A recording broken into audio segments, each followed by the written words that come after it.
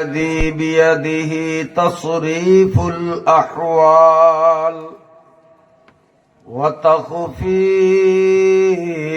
الأثقال، والصلاة والسلام على سيد الهادين إلى محاسن الأفعال، وعلى آله وأصحابه وأتباعه المضارعين له في الصفات والأعمال. اللهم صل على محمد وعلى آل محمد كما صليت على إبراهيم وعلى آل إبراهيم إنك حميد مجيد. اللهم بارك على محمد وعلى آل محمد كما باركت على إبراهيم وعلى آل إبراهيم إنك حميد مجيد. أما بعد فأعوذ بالله من الشيطان الرجيم. بسم الله الرحمن الرحيم. إن الذين قالوا ربنا الله ثم استقاموا تتنزل عليهم الملائكة ألا تخافوا ولا تحزنوا وأبشروا بالجنة التي كنتم توعدون. نحن أولياؤكم في الحياة الدنيا وفي الآخرة ولكم فيها ما تشتهي أنفسكم ولكم فيها ما تدعون نزلا من غفور رحيم. صدق الله مولانا العظيم. মিয়াজানপুর দারুল উলুম ইসলামিয়া নুরানি হাফিজি ও কওমি মাদ্রাসার ময়দানে মাদ্রাসা কর্তৃপক্ষ ও স্থানীয় যুব সমাজের যৌথ উদ্যোগে 2 দিন ব্যাপী আয়োজিত 15তম বার্ষিক ওয়াজ মাহফিলের আজ প্রথম দিন 23শে ডিসেম্বর 2025 রোজ মঙ্গলবার শেষ অধিবেশনের সমাপনী পর্বের সম্মানিত সভাপতি, অত্র মাদ্রাসার সুযোগ্য শিক্ষকবৃন্দ, এলাকার ধারে ও দূরের থেকে আগত সর্বস্তরের সমবেত আমার দ্বীনী ভাইয়েরা, পর্দার আড়ালের সম্মানিতা মায়েরা, বোনেরা ও মেয়েরা, আমি আপনাদের সামনে খুতবা এবং দুরূদ শরীফ পাঠানতে পবিত্র কোরআনুল কারীম থেকে সামান্য কিছু অংশ তিলাওয়াত করেছি। যেই আয়াতগুলো অনেক সময় আমরা এশার নামাজে অনেক ইমামদের তিলাওয়াত করতে শুনি, শুনতে শুনতে অনেক অশিক্ষিত মুসলমানের এই আয়াতগুলো মুখস্থ আছে। আল্লাহ যদি তৌফিক দান করেন, তিলাওয়াতকৃত সে আয়াতের মর্মে কিছু কথা আলোকপাত করার চেষ্টা করব ইনশাআল্লাহু তাআলা। যেই আল্লাহ রাব্বুল আলামিন দুনিয়ার সকল ব্যস্ততা থেকে আমাদেরকে মুক্ত করে কিছু সময়ের জন্য কোরআনের মাহফিলে, হাদিসের মজলিসে, ফেরেশতাদের বেষ্টনীতে, আলেম ওলামাদের সোহবতে সুস্থ শরীর নিয়ে যথারীতি উপস্থিত হওয়ার সুযোগ করে দিলেন, সেই আল্লাহ রাব্বুল আলামিনকে প্রথমেই শুকরিয়া জানাই, বলুন আলহামদুলিল্লাহ। আমরা মুসলমান, আল্লাহ রাব্বুল আলামিন আমাদেরকে দয়া করে মুসলমানের ঘরে পাঠাইলেন। ঈমানের মতো মহা সম্পদ আল্লাহ আমাদেরকে দান করেছেন। আল্লাহ পাক যত মাখলুক তৈরি করেছেন, সমস্ত মাখলুকের মধ্যে সবচেয়ে সম্মানী এবং দামি মাখলুক মানুষ। আবার মানুষের মধ্যে আল্লাহ পাকের নিকট সবচেয়ে প্রিয় হলো ঈমানদার মুসলমান। আল্লাহ আমাদেরকে মানুষও বানাইলেন, সাথে সাথে ঈমানের মতো মহা দৌলত দানে ভূষিত করলেন। এজন্য অন্তর থেকে আল্লাহকে আরেকবার শুকরিয়া জানাই, আলহামদুলিল্লাহ। আদমি দাদাই বাজাম মুসলমান করদাই, আদমি দাদাই বাজাম মুসলমান করদাই, আয় খোদা কুরবা সওয়াম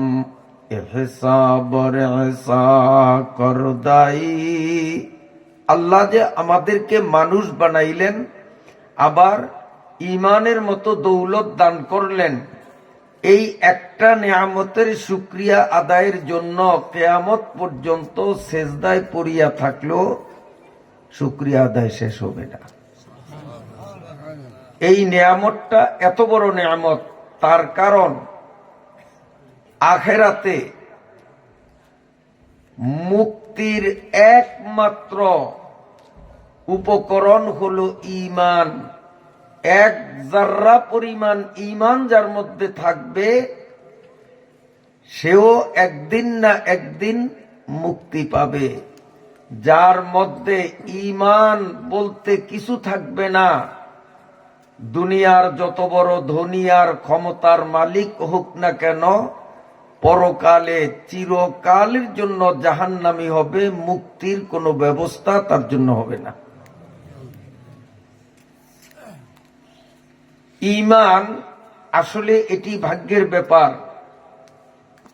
কপাল যদি কারো ভালো থাকে, তাকদীর যদি আল্লাহ ভালো রেখে থাকেন, হিন্দু, বৌদ্ধ, খ্রিস্টানের ঘরে জন্ম নিয়েও সে মুমিন হয়, মুসলিম হয়। আবার কেউ যদি কপাল পোড়া হয়, মুসলমানের ঘরে জন্ম নিয়ে, এমনকি আলেমের ঘরে জন্ম নিয়েও বেঈমান আর কাফের হয়।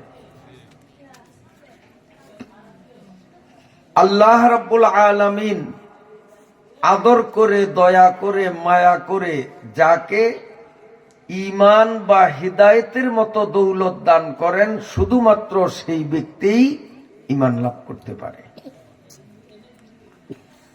কাফের বেঈমানের ঘরে জন্ম নিয়েও পাক্কা ঈমানদার হয়, রাসূলুল্লাহ সাল্লাল্লাহু আলাইহি ওয়াসাল্লামের ১৬ লক্ষ সাহাবী, এই সাহাবীদের বংশ যদি আমরা খুঁজি তো আমরা দেখব কেউ খ্রিস্টানের পোলা, কেউ ইহুদির পোলা, কেউ কাফেরের পোলা। সাহাবীদের বাবা মা দাদা তালই পিজা সব বেঈমান ছিল। বেঈমানের ঘরে তারা মুমিনদের মধ্যে ১ নম্বরের মুমিন, ফার্স্ট ক্লাসের মুমিন তারা হয়েছেন। আবার মুসলমানের ঘরে জন্ম নিয়েও বহু কপাল পোড়া ইসলামের বিরুদ্ধে, আলেম ওলামাদের বিরুদ্ধে, মসজিদ মাদ্রাসার বিরুদ্ধে বিষোদ্গার করে আছে না নাই? হযরতে ওমর রাদিয়াল্লাহু তাআলা আনহু, চিনেননি মেয়েরে? নাম শোনেন না? নাম শুনছি। নামটার এমন শুনতে শুনতে এমন হইছে না দেখলেও মনে হয় যেন চিনি, ঠিক না? এই ওমর রাদিয়াল্লাহু তাআলা আনহু রাসূলুল্লাহ সাল্লাল্লাহু আলাইহি ওয়াসাল্লামের ১৬ লক্ষ সাহাবীর মধ্য থেকে একজন।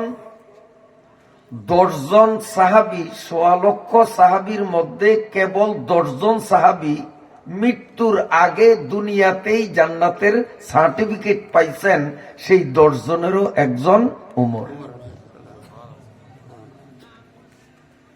ওমর রাদিয়াল্লাহু তাআলা আনহু নবীজির ৪ খলিফার একজন।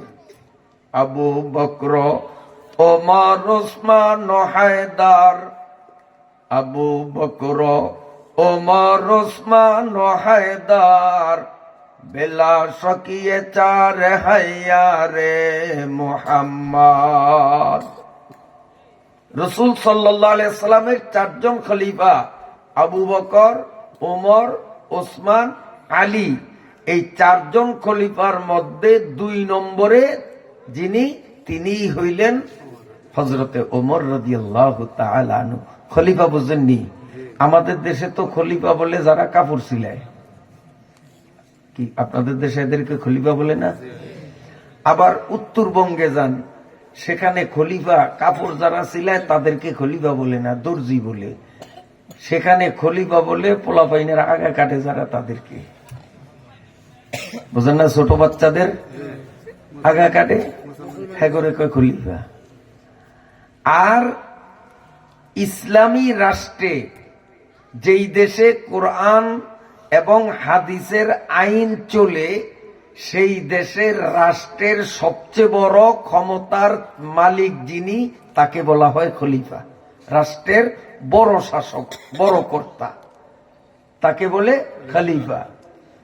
তাহলে ওমর রাদিয়াল্লাহু তাআলা আনহু খলিফা। খলিফা মানে রাষ্ট্রনায়ক, দেশ শাসক, দেশ শাসন কর্তা।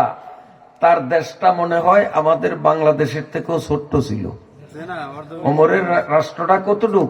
সারা পৃথিবীটাকে ২ ভাগ করলে অর্ধেকে যা হয়, এইটা সবটা শাসন করছেন হযরত ওমর রাদিয়াল্লাহু তাআলা আনহু। আল্লাহর নবীর একজন সাহাবী, যিনি দুনিয়াতে থাকতে মৌতের আগে জান্নাতের সার্টিফিকেট পাইছেন, তিনি গোটা পৃথিবীর অর্ধেকটাকে শাসন করছেন। এত বড় রাজনৈতিক নেতৃত্ব তিনি দিয়েছেন। তার দোষ হয় নাই।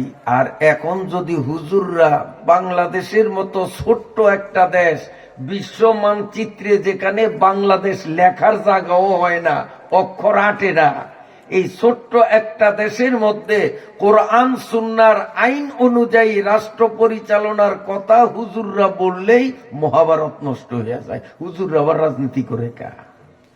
তো ওমরে করছে কা? আবু বকরে করছে কা? বর্তমান জমানার হুজুরদের যদি দোষ হয় তাহলে তো বড় দোষ ওমরের, তার চেয়ে বড় দোষ আবু বকরের, তার চেয়েও বড় দোষ হবে মুহাম্মদুর রাসূলুল্লাহ সাল্লাল্লাহু আলাইহি ওয়াসাল্লামের। হুজুরে দেশ চালায় না। আল্লাহ, আমার ভাইরা, এই ওমর রাদিয়াল্লাহু তাআলা আনহু যখন অর্ধ জগতের শাসনকর্তা, তখন তিনি কখনো দিনে কখনো রাতে ছদ্মবেশে, মানে সাধারণ পাবলিকের মতো হইয়া ইনি রাস্তায় রাস্তায় হাঁটতেন প্রজাদের খোঁজ খবর নেওয়ার জন্য। প্রজারা কে কোন অবস্থায় আছে, সুখে না দুঃখে, কোন অবস্থায়, এটা দেখার জন্য কখনো দিনে কখনো রাতে সিভিল ড্রেসে সাধারণ পোশাকে একা একা তিনি ঘুরতেন। শহরে ঘুরতেন, গ্রামে ঘুরতেন, সাথে কোনো অফিসার, সরকারি বাহিনী, security guard, police, army, BDR কিচ্ছু থাকতো না, একা। মানুষে চিনতেও পারতো না ইনি যে ওমর। একা চলতেন কেন? যে দেশের মানুষ, দেশ যিনি শাসন করেন ওমর, ওনার ব্যাপারে কি মন্তব্য। চায়ের দোকানে ডক্টর ইউনূসের বিরুদ্ধে অনেক কথা হয় না, হাসিনার আমলে হাসিনার বিরুদ্ধে হয় নাই, হ্যাঁ, খালেদার আমলে খালেদার বিরুদ্ধে হয় নাই, জিয়াউর রহমান এরশাদ যখন দেশ চালাইছে হয় নাই। তো ওমর রাদিয়াল্লাহু তাআলা আনহু চিন্তা করেন, আমি যে ওমর, মানুষ যেন চিনতে না পারে, আমি সাধারণ নরমাল পোশাক পরে হাঁটবো, চায়ের দোকানে গিয়ে বসবো, দেখবো মানুষে ওমর সম্বন্ধে কি মন্তব্য করে। যদি মানুষ আমার কোনো ত্রুটি নিয়ে আলোচনা করে, তা আমি সেই ত্রুটি শুধরাইয়ে নিব। আর যদি মানুষ আমার সুনাম করে যে আমি ভালোভাবে রাষ্ট্র চালাই, তো সামনের দিকে আরো ভালো যাতে করতে পারি, আমি সেই পরিকল্পনা নিব। তো হযরত ওমর রাদিয়াল্লাহু তাআলা আনহু একদিন তিনি দ্বীপরে কড়া রোদ, সৌদি আরবের রোদ, যারা হজ করছেন গরমকালে তারা দেখছেন যে গরম কারে কয়। সৌদি আরবের গরম এত কড়া, কোন কোন জায়গায় আপনি পাতিলের মধ্যে পানি আর চাউল দিয়া আগুন লাগবে না, পাতিলটা যদি একটা পাথরের উপরে বসে, এখন রৌদের গরমে পাথর এত হিট হয়, ওই পাথরের হিটে কতক্ষণ পরে দেখবেন যে ভাত উতরাইতেছে, এত গরম। আমরা নিজেরা দেখে আসছি। এই প্রচন্ড গরমের দিনে খা খা রুদ্র, গা পুড়ে যায়, প্রজাদের খবর নেওয়ার জন্য হযরতে ওমর রাদিয়াল্লাহু তাআলা আনহু হাঁটতেছেন। এই পাশে এক পাহাড়, এই পাশে এক পাহাড়, মাঝখানে গিরিপথ, চিকন রাস্তা, ওই রাস্তা দিয়া হযরতে ওমর লক্ষ্য করলেন এই গিরিপথের মধ্যে ওই যে দূরে একটা মেয়ে মানুষের মতো দেখা যায়। হযরত ওমর রাদিয়াল্লাহু তাআলা আনহু চিন্তা করলেন, এই দ্বীপের খা খা রোদের মধ্যে অল্প বয়সী উঠতি বয়সের মেয়েটা একাকিনী কেন আসলো? তার সাথে কেউ নাই।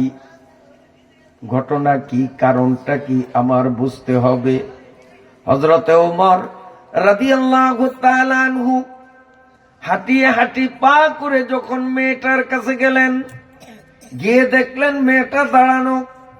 হযরত ওমর রাদিয়াল্লাহু তাআলা আনহু মেয়েটাকে জিজ্ঞেস করলেন, মাগো, এই গরমের দিনে প্রচন্ড রোদের মধ্যে তুমি একটা প্রাপ্ত বয়সের মেয়ে মানুষ একা একই কেন দাঁড়াইয়া আছো? তোমার সাথে কেউ নাই? কি গন্তব্য তোমার? কোথায় যাবে? কি উদ্দেশ্য তোমার? কেন তুমি এই রোদের রাস্তায় একাই কি নামলে?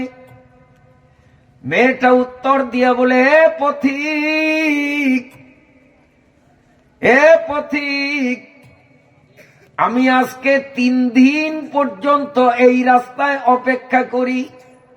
তার কারণ আমি জানি এই দেশের শাসনকর্তা, অর্ধজাহানের সম্রাট হযরতে ওমর ইবনুল খাত্তাব প্রজাদের খোঁজ খবর নেওয়ার জন্য রাস্তায় রাস্তায় টহল দেয়। ওমরের সাথে দেখা করব, মনের কিছু কথা ওমরের কাছে বলবো। ওমরের সন্ধানে আমি 3 দিন পর্যন্ত এখানে অবস্থান করছি। কারে কয়? কারে কয়? এই যে ওমর, এ চিনে নাই। কারণ তার কথা যে ওমর তো আর এইভাবে আসবে না। ডাক্তার ইনুর যদি আসে তো সামনে থাকবে 20টা গাড়ি, পিছনে থাকবে 40টা গাড়ি, ডাইনে বামে গাড়ি, army, BDR, RAB, police, border guard, কেউ বিমান বাহিনী, নৌবাহিনী, সব নিয়ে চলবো না? একা একা চলবো? তো ওমর তো ডক্টর ইউনুসের থেকেও ছোট্ট শাসক না বড় শাসক? কত বড়, অর্ধ জাহানের সম্রাট। ইনি যে ওমর, মেয়েটা স্বপ্নেও কল্পনা করে নাই। হে পথিক, আমি ওমরের সাথে দেখা করব, ওমরের অপেক্ষায় এখানে 3টা দিন কাটাইয়া দিলাম। ওমর রাদিয়াল্লাহু তাআলা আনহু বললেন, তুমি যদি ওমরের সাথে দেখা করতে হয় তাহলে বঙ্গভবনে যাবে, যমুনায় যাবে, যেখানে রাষ্ট্রপ্রধানরা মিটিং করে, তুমি সেখানে যাবে। পথে কেন দাঁড়াইলা? মেয়েটা বলে, আমি জানি ওমর জনগণের খোঁজ খবর নেওয়ার জন্য রাস্তায় একাই কি হাঁটে, আমি এই জন্য উমরের অপেক্ষায় 3 দিন কাটাইলাম। হযরতে উমর বলেন, তো 3 দিন হয়ে গেল, উমরের সাথে তোমার কি একবারও সাক্ষাৎ হয়েছে? কয় না, এখনো হয় নাই, তবে আমার মন বলে যে আমি উমরের সাক্ষাৎ এই পথে পাবই। আমার মন আমাকে সাক্ষী দেয় যে উমরের আমি পাবো, এই জন্য আমি হাল ছাড়ি নাই, আশা ছাড়ি নাই। হযরতে ওমর রাদিয়াল্লাহু তাআলা আনহু আর নিজের পরিচয়টাকে গোপন রাখতে পারলেন না। তিনি জবাব দিলেন, মাগো, আমারে মাফ করিয়া দাও। তুমি যেই ওমরের সন্ধানে 3 দিন এখানে কষ্ট করছ, আমি সেই ওমর। গত 3 দিন আগে আমি কেন তোমার খবর নিতে পারি নাই? কিয়ামতের ময়দানে আমার বিরুদ্ধে মামলা দিও না। আমি রাষ্ট্রপ্রধান, প্রজাদের সুখ শান্তির ব্যবস্থা করা এটা আমার রাষ্ট্রীয় দায়িত্ব। আমি এই দায়িত্ব পালনে কেন ব্যর্থ হইলাম? 3 দিন আগে কেন তোমার খোঁজ নিতে পারলাম না? আমারে আল্লাহর ওয়াস্তে মাফ করিয়া দাও। কিয়ামতে আল্লাহর আদালতে আমার বিরুদ্ধে মামলা দিও না। আমার ভাইরা বাবাজিরা, হযরত ওমর রাদিয়াল্লাহু তাআলা আনহু নিজের পরিচয়টা দিয়া বললেন, মাগো, কি জন্য তুমি আমার অপেক্ষা করছ? তোমার মনের ইচ্ছা কি বলো? মেয়েটা বলতেছে, হুজুর, আমি কেবল 6 বছর বয়সে ঈমান গ্রহণ করেছি। 6 বছর আগে কি করছে? ঈমান আনছি না, কলেমা পড়ছি না, কলেমা গ্রহণ করছি। কলেমা পড়া এক কথা, কলেমা গ্রহণ করা আরেক কথা। কলেমা গ্রহণ করলে মুসলমান হয়, কলেমা পড়লে মুসলমান হয় না। মুরব্বীরা সাক্ষী, যখন এই বাংলাদেশ স্বাধীন হওয়ার যে যুদ্ধ হয়েছিল, পাকিস্তানের সেনাবাহিনী, পশ্চিমা মিলিটারি এই দেশে হিন্দুদেরকে যখন একচাটিয়া পাইলেই মারত, তখন বহু হিন্দুরা কলেমা শরীফ পড়ছে। মুরব্বীরা, আরে কত সুন্দর নুরানি মাদ্রাসার পোলা পাঞ্জা কি সুন্দর করিয়া পড়ে, তার চেয়েও সুন্দর করিয়া হিন্দুরা লা ইলাহা ইল্লাল্লাহু মুহাম্মাদুর রাসূলুল্লাহ, ওই মিলিটারি দেখলেই জিকির শুরু করতো। তো মিলিটারি মনে করতো এটা মুসলমান, কয় যা যা যা যা, ছেড়ে দিত। দেশ যখন স্বাধীন হয়ে গেছে, পাকিস্তানি মিলিটারিরা ঠকছে, তখন ওদের সেই তসবি, সেই টুপি, সেই লা ইলাহা ইল্লাল্লাহ সব চালে গুছাতিয়া এখন হরে কৃষ্ণ হরে রাম, যেই সেই। কলেমা পড়লেই যদি মুসলমান হয়, তাহলে ওই সময়ের হিন্দুগুলো কেন মুসলমান হইল না? ওরা কলেমা পড়ছে, কলেমা গ্রহণ করে নাই। এই জন্যই তো আল্লাহ বলেন, ইন্নাল্লাযীনা ক্বালু রাব্বুনাল্লাহ সুম্মা ইসতাকামু। আল্লাহ বলেন, আমারে শুধু রব বলিয়া স্বীকার করলেই হবে না, আমাকে রব বলিয়া স্বীকার করলে আমি রবের দেওয়া সমস্ত আইন বিধান নিয়ম কানুনগুলো মানা লাগবে। কলেমা পড়া আর কলেমা গ্রহণ করা। মেয়েটা বলে, হুজুর মাত্র 6 বছর বয়সে আমি কলেমা গ্রহণ করেছি, কলেমা গ্রহণ করার দোষে আমি একটানা 12 বছর ইটালির জেলে কারারুদ্ধ ছিলাম। 6 বছর যখন কলেমা গ্রহণ করি আমার বয়স 6। কলেমা গ্রহণ কেন করলাম? এই অপরাধে 12 বছর বেঈমানরা আমারে জেলখানায় আটকে রাখছে। বলেন 6 আর 12 মোট কত? এখন বর্তমানে আমার বয়স চলে 18। হযরতে ওমর রাদিয়াল্লাহু তাআলা আনহু এই কথা শোনার সাথে সাথে বলছে, মাগো তুমি 6 বছর বয়সে কলেমা গ্রহণ করেছো, 12 বছর বেঈমানদের জেলে তুমি নির্যাতন সহ্য করছো, এখন কি চাও? মেয়েটা বলে, আমার মা বাবা ভাই বোন আত্মীয় স্বজন গ্রামবাসী দেশবাসী সব খ্রিস্টান, শুধুমাত্র 6 বছর বয়সে আমার আল্লাহ আমাকে ঈমান গ্রহণ করার সুযোগ দিয়েছে। আমার কেউ নাই, আপনজন থাকিয়াও নাই, এই পৃথিবীতে আমার কোনো ঠাঁই নাই। গেল 3 দিন আগে ইটালির জেলখানার থেকে মুক্তি পাইয়া, ওই জেলখানার থেকে বাহির হইয়া 3 দিন পর্যন্ত এই রাস্তার কড়া রোদের মধ্যে দাঁড়াইয়া আপনার অপেক্ষা করছি।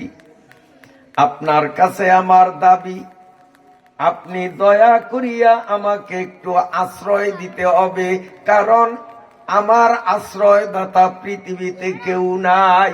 আপনি যেহেতু ইনসাফগার বাদশাহ, কোরআনের আইনে দেশ চালান, আমার মতো নিরীহ মানুষটার আশ্রয় আপনি না দিলে কে আমারে দিবে?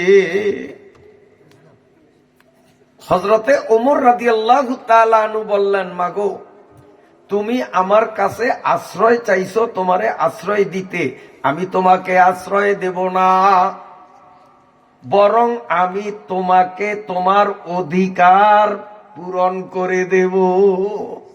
তোমারে আশ্রয় দিব না, তোমার ন্যায্য প্রাপ্য তোমার অধিকার যেটা, আমি সেটা তোমাকে পূরণ করে দিব। মেয়েটা বলল, হুজুর আমি আপনার কথা পুরাপুরি বুঝলাম না। ওমর বললেন, আমি যদি তোমাকে থাকার জন্য একটা ঘর দিয়া দেই, তোমার খাওয়ার ব্যবস্থা করে দেই, তেল সাবান ইত্যাদির ব্যবস্থা করে দেই, এটা হলো আশ্রয়। আমি তোমাকে শুধু আশ্রয় দিতেছি না, আমি তোমাকে তোমার ন্যায্য অধিকার পাওয়ার গ্যারান্টি দিতেছি। যদি তুমি রাজি থাকো, আমার ছেলে নাম তার আব্দুল্লাহ, ১৬ লক্ষ হাদিসের হাফেজ, ১৬ লক্ষ হাদিস মুখস্থ ওমরের পোলার। আমার ছেলে নাম তার আব্দুল্লাহ, ১৬ লক্ষ হাদিসের হাফেজ, টকবগে যুবক, দেখতে বড় সুন্দর। তুমি যদি রাজি হও তাহলে আমার ছেলের বউ বানাইয়া তোমারে আমার ঘরে তোমার অধিকার আমি পূরণ করব। কারণ তুমি একটা সাবালিকা মেয়ে, তোমার অধিকার হলো তোমাকে ভালো একটা পাত্রের কাছে পাত্রস্থ করা, এটা তোমার ন্যায্য অধিকার। তোমাকে এই অধিকার দিবে, তোমার তো মুরব্বি নাই, গার্ডিয়ান নাই। অতএব আমি যেহেতু এই দেশের সরকার প্রধান, অতএব তোমার মুরব্বিয়ানা আমাকেই করতে হবে তোমার অধিকার পূরণের জন্য। আমি বলতেছি, যদি আমার ছেলে আব্দুল্লাহকে তুমি পছন্দ করো, আজকেই আমি আব্দুল্লাহর পুত্রবধূ তোমারে বানাইয়া ওমরের ঘরে তোমার বসবাসের জায়গা করে দেব। মেয়েটা সাথে সাথে বলল যে হুজুর, আপনার ছেলে আব্দুল্লাহ, আমি তাকে বিয়ে করতে রাজি নই। হযরতে ওমর বললেন, কি ব্যাপার? আমার ছেলের ১৬ লক্ষ হাদিস মুখস্থ, দেখতেও লাখের মধ্যে একটা। আমি ওমর হলাম রাষ্ট্রপ্রধান, আমার ছেলে কোয়ালিটি কোন দিক দিয়া খারাপ? অন্য কোন মেয়েরা পাইলে তো, এমন প্রস্তাব পাইলে 1 সেকেন্ড দেরি করতো না, রাজি হইতো কি কোন হইতো কি হইতো না? আর তুমি প্রত্যাখ্যান করছো। মেয়েটাকে, হুজুর আপনি বলছেন আমার অধিকার আপনি প্রতিষ্ঠিত করবেন, অর্থাৎ আমাকে ভালো মানসম্মত পাত্রে পাত্রস্থ করবেন। ওমর বলেন, তাহলে আমার ছেলে তো মানসম্মত। মেয়েটা বলে, আমি আপনার থেকে জানতে চাই, আলী আর ফাতেমার ছেলে হুসাইন আর আপনার ছেলে আব্দুল্লাহ, এই দুইজনের মধ্যে কে ভালো? যদি আপনি বলেন হুসাইনের চেয়ে আমার আব্দুল্লাহ ভালো, তাহলে আমি বিয়েতে এক্ষুনি রাজি হইয়া যাব। আর যদি বলেন যে না, হুসাইনের তুলনায় আমার আব্দুল্লাহ কোনো কাতারেই আসে না, আমার আব্দুল্লাহর চেয়ে হুসাইন অনেক উপরে, তার কারণ হাসান আর হুসাইন সম্পর্কে রাসূল বলেছেন, সাইয়্যিদা শাবাবি আহলিল জান্নাহ, হাসান আর হুসাইন দুই ভাই মিলিয়া জান্নাতের যুবকদের নেতৃত্ব দিবে, চিরকাল জান্নাতের নেতা হবে। আমার আব্দুল্লাহ তো জান্নাতের নেতৃত্ব দিবে, এমন কথা তো হাদিসে নাই, বরং হাদিসে আছে হুসাইন জান্নাতের যুবকদের নেতৃত্ব দিবে। কাজী আমার ছেলের থেকে তো হুসাইনের মর্যাদা অনেক বড়। মেয়েটা কয়, তাহলে হুজুর আপনিই না বলছেন যে উপযুক্ত ভালো একটা ছেলের কাছে আমাকে পাত্রস্থ করবেন, আর আপনি যখন স্বীকার করলেন আপনার ছেলের চেয়ে আলীর ছেলে ফাতেমার ছেলে হুসাইন যোগ্যতা সম্পন্ন, অতএব আমি যদি জীবনে বিয়ে বসি হুসাইনের কাছেই বিয়ে বসবো।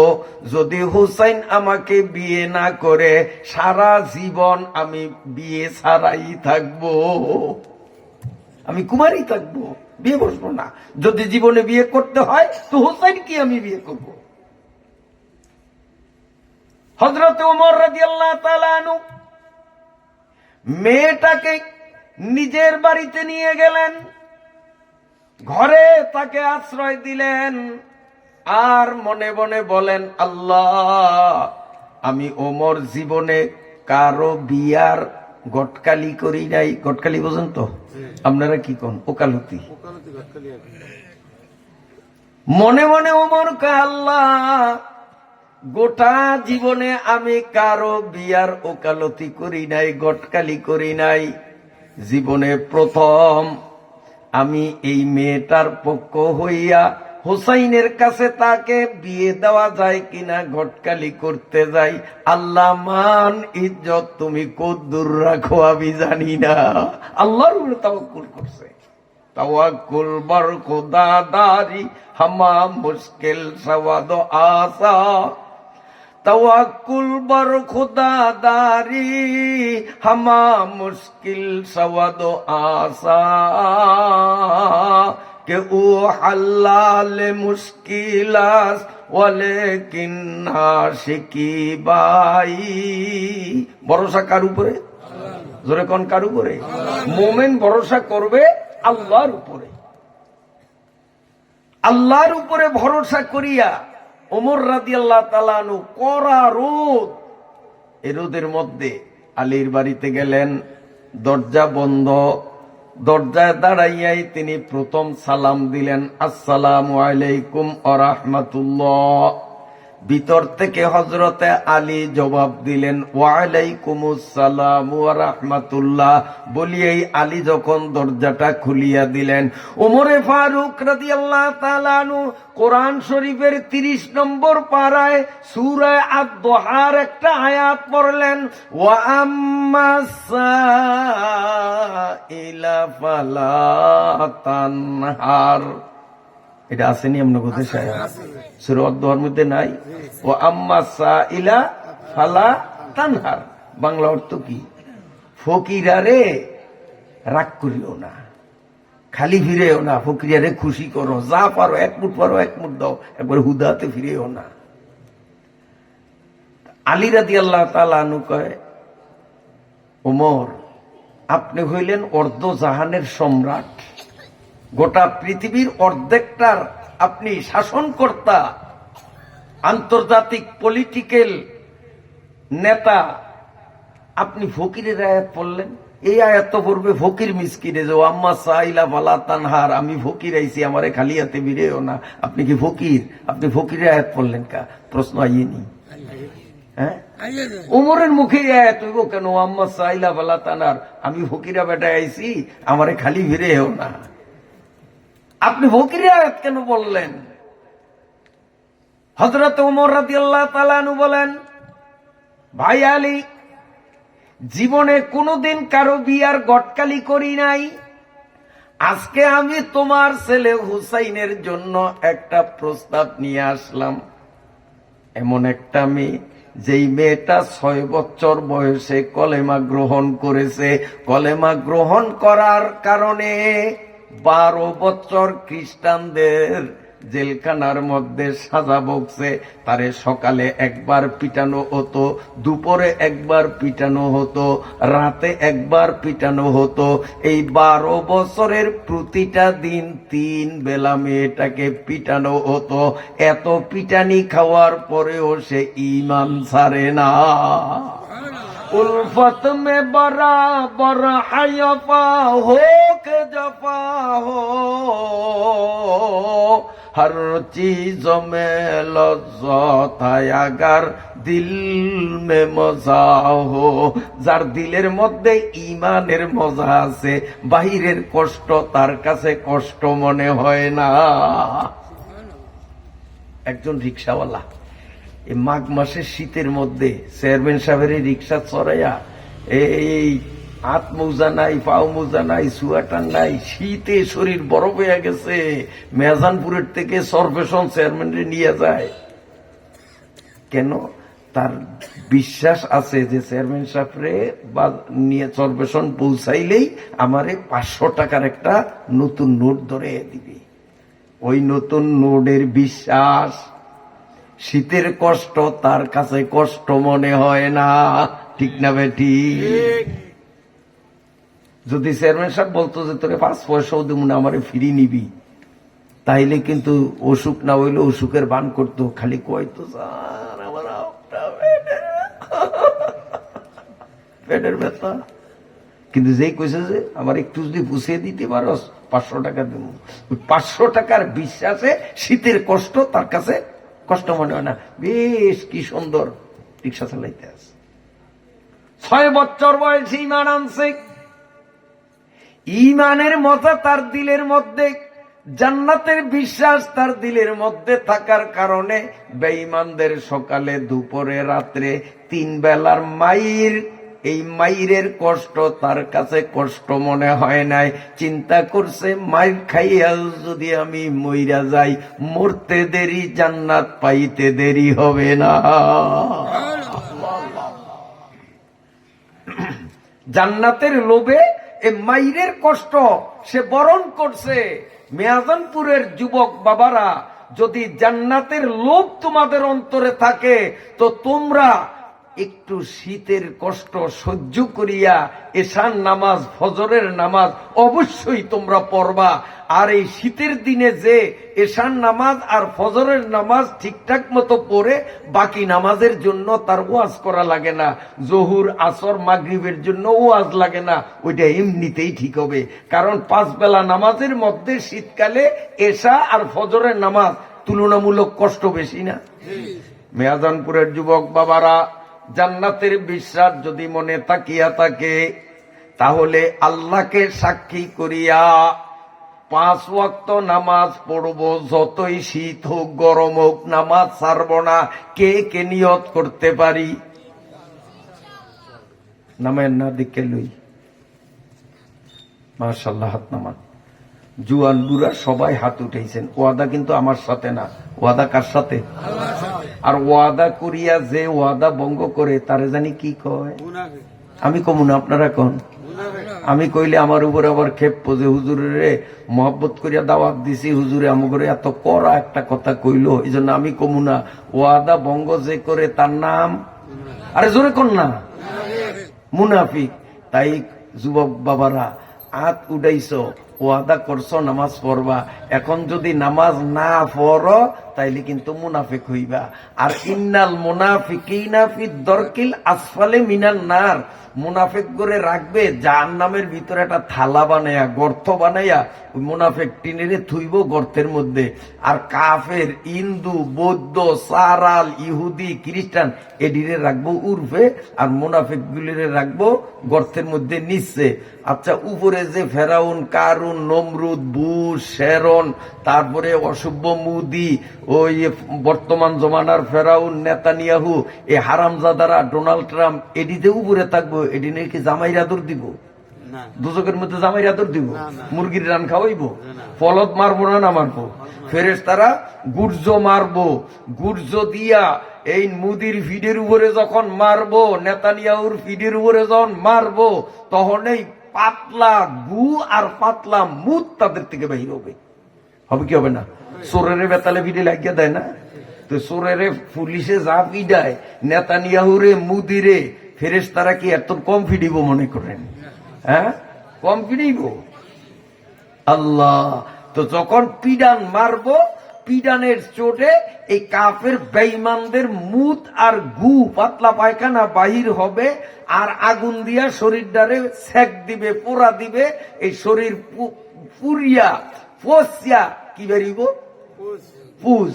তো ফুস, তারপরে মর রক্ত, ফুজ একই জিনিস, পুজ, তারপরে পেশাব, পাতলা পায়খানা। এটি কি বিমানের মতো উপরের দিকে যায় না নিচের দিকে যায়? কোন দিকে? আর নিচে থাকবো কে? নিচে থাকবো কে?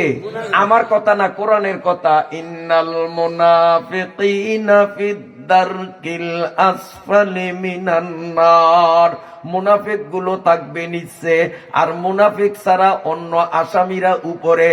এই আসামিদের পাতলা পায়খানা, এই আসামিদের পাতলা পেশাব, এই আসামিদের পাতলা পুইসগুলো, এই তিনটা জিনিস একসাথ হইয়া গড়াইয়া গড়াইয়া নিচের দিকে যাবে। আর মুনাফিকদেরকে ফেরেশতারা একবারে জোর করিয়া ঠেলিয়া ঠেলিয়া খাওয়াইবে। ও মেয়াজানপুরের যুবক বাবারা, যদি বুশের, শেরনের, ডোনাল্ড ট্রাম্পের, নেতানিয়াহু, অসভ্য মুদির ঘুম, মুত আর ফুইজ খাওয়ার নিয়ত থাকে, তুই নামাজ এক ওয়াক্ত পড়িস না, আমার কিছু আসবে যাবে না। আর যদি বলো যে কেন আমি কাফের বেঈমানের গু খাবো, কাফের বেঈমানের মুত কেন খাবো, ওদের পুজ কেন খাবো, আমি তো জান্নাতের নিয়ামত ফল ফলাদি খাবো, জান্নাতের শরবত খাবো, জান্নাতের মধু খাবো, জান্নাতের এভাবে রকমারি মজার মজার জিনিসগুলো খাবো, তাহলে আমি আমার নাম মুনাফিকের খাতায় লেখাইব না? ঠিক আছে নি? তাহলে ওয়াদা করলাম, ওয়াদা ঠিক রাখা লাগবে নি? ওয়াদা ঠিক রাখা লাগবে নি? জোয়ান রাখো, ঠিক রাখা লাগবে। ফাসাউফা তারা ইজাং কাশাফাল গুবারু আপারা সুনতাহাতা রিজিলিকা আমিল হিমারু। কোরআন হাদিসের দৃষ্টিকোণ থেকে আমি বলার দরকার বলে গেলাম। বাবা মানো আর না মানো, জাগা মতো যাইয়া গুয়ার মুত খাইবা, আর তখন আফসোস করিয়া বলবা, আরে সেদিন তো হুজুর বলছে কিন্তু বিশ্বাস করি নাই, এখন তো দেখি গু মুত আর পুষ খাওয়া ছাড়া উপায় নাই। আফসোস করবা, ওই আফসোস কোনো কাজে আসবে? উপকার হবে? মোটেও উপকার হবে না। মোটেও বোরখা রাখবো না। রাগ করছেন আমার কথায়? কথাটা একটু কড়া হইয়া গেছে। এই কড়া কথা দিয়েও যদি একটা বেনমাজিরে নামাজের পথ ধরানো যায়, খোদার কসম আপনাকে ওই মাহফিল সার্থক। কেউ এর সে কড়া ভাষা জানি না, যদি জানতাম তো আরো কড়া ভাষা কইতাম, আরো কড়া ভাষা কইতাম। কেন? যে আজ এই মুসলমান যুবকদের মধ্যে নামাজের বেলায় যথেষ্ট শিথিলতা। ওয়াজের চান্দা উড়ানোর জন্য জীবনটারে কোরবান করিয়া দেয়, বেনে ভাত খানা, দুরু ভাত খানা, খালি কবল চান্দা উড়ানোর জন্য ইতের দ্বারা যায়, ইতের দ্বারা যায়, ইতের দ্বারা যায়। কিন্তু জোহরের নামাজ পড়ে নয়, আসরের নামাজ পড়ে নয়, মাগরিবের নামাজ পড়ে নয়, এশার নামাজ, ফজরের নামাজ তো পড়ার কথাই নাই, কারণ এটি কষ্টের। কিন্তু চান্দা উড়িয়া জীবন ফানি করিয়া দেয়, ভাত খায় না। কত করে ভাত খাইব চিন্তা করে, আজ খাইব না, একদিন না খেলে কি হইব, মাফেল লিগা চান্দা উড়িয়ে লই। আসেনি মার্কা বলা ভাই? আসেনি? এই তোর সারা জীবনের সমস্ত নেক আমল সব যদি একত্রিত করো, এক ওয়াক্ত ফরজ নামাজের শুধু আল্লাহু আকবার এইটুকুন যদি এক পাশে রাখো, সারা জীবনের নেক এই এক আল্লাহু আকবরের সামনে কিচ্ছু না। নামাজ এত বড় জিনিস, এত বড় জিনিস, অথচ সেই নামাজে বর্তমান যুবকদের মধ্যে সীমাহীন অলসতা। আল্লাহ তাআলা আমাদেরকে গুরুত্ব সহকারে 5 ওয়াক্ত নামাজ নিয়মিত আদায়ের পূর্ণ তৌফিক দান করেন। আরে বুড়িয়ারা আমিন কইছে, জোয়ানরা একটু কষ্ট না, মুখ খুলিয়া বেজার হইছেন?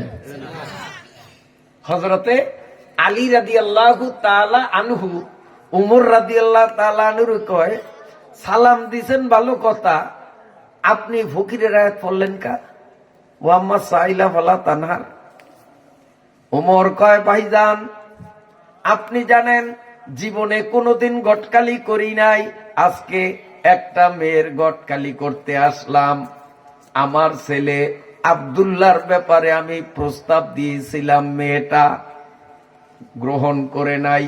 মেয়েটা বলছে, আপনি আব্দুল্লাহ আর হুসাইনের মধ্যে তুলনা করুন, কে ভালো।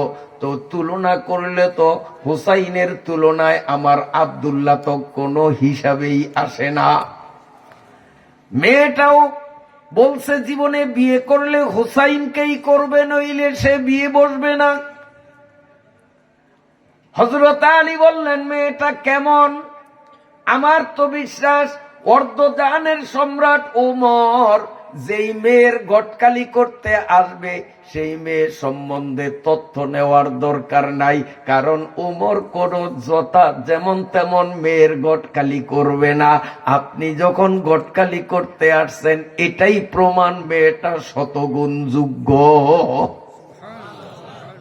জৈনপুরের ভিসা হুজুর যদি একটা মেয়ের গটকালি করে একজনের বুঝে যে আপনার ফোলার কাছে ওই মেয়েটারে বিয়ে দেন, তাইলে আমরা কি মেয়েটা কেমন যাচাই দরকার? আমরা তো জৈনপুরি হুজুরে যখন মেয়েটার পক্ষে, তাইলে এই মেয়েটা ভালা, ভালা না হইলে জৈনপুরি হুজুরে এত বড় রিস্ক নিত না কেউ।